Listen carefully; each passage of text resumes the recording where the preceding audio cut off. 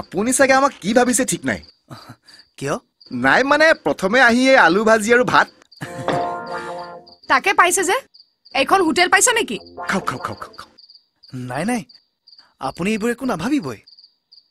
মইতো ঘৰত বহুত দিন পাউৰুটি আৰু চাহ খাই কটাইছো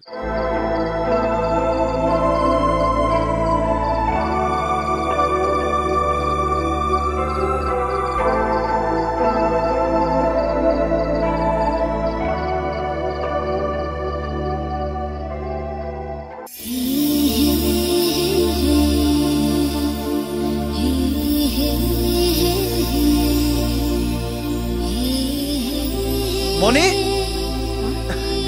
মনি কি হ'ল একেবাৰে দৌৰি আহিছে যে নাই আজি এটা সমস্যাৰ সমাধান হ'ল বুজিছা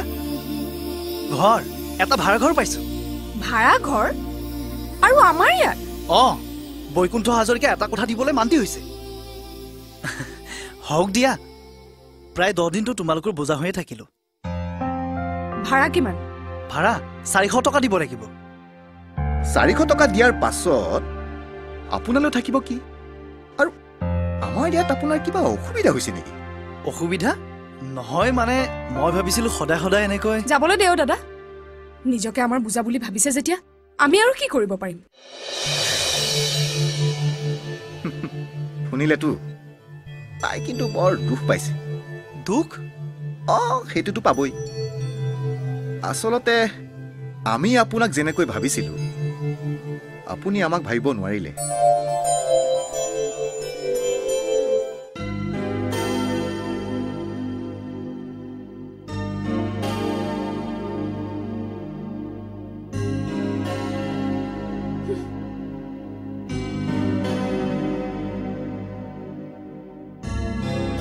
তুমি এমব্ৰইডাৰী কৰি বৰ ভাল পোৱা যেন পাইছো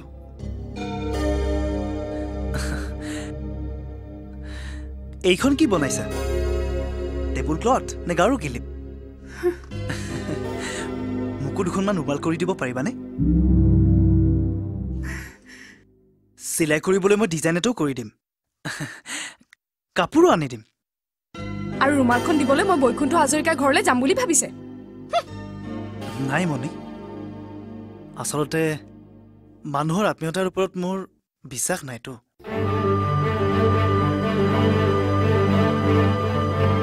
আজিৰ পৰা আৰু কেতিয়াও তোমাৰ মনত দুখ নিদিওঁ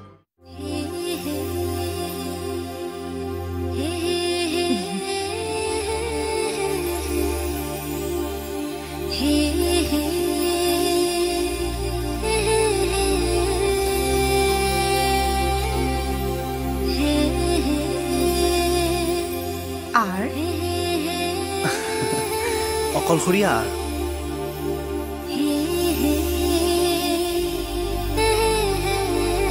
অকলশৰে নাথাকিলেই হ'ল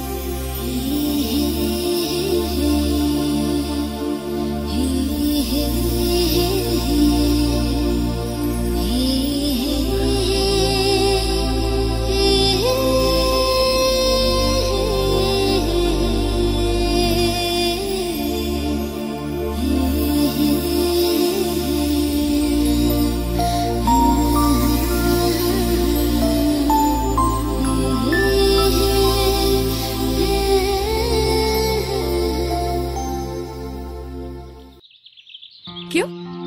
সাহস নহয় কিয় আপুনি আপোনাৰ মনৰ কথাটো কওক মই কথা দিছো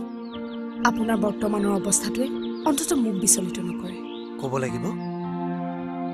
তুমি জানো এইটো বুজা নাই কিন্তু মনি জীৱনত মই প্ৰথমবাৰ কিছুমান কথা ভাবিবলৈ বাধ্য হৈছো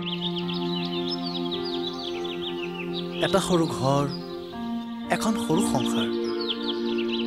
সেয়ে মই প্ৰথমবাৰলৈ ভাবিছো নিজৰ উন্নতিৰ কথা উন্নতি মানে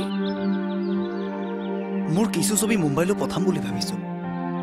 এবাৰ যদি মুম্বাইত মোৰ ছবিৰ এখন প্ৰদৰ্শনী পাতিব পাৰো তেতিয়া হয়তো নিজকে মই তোমাৰ উপযুক্ত বুলি ভাবিব পাৰিম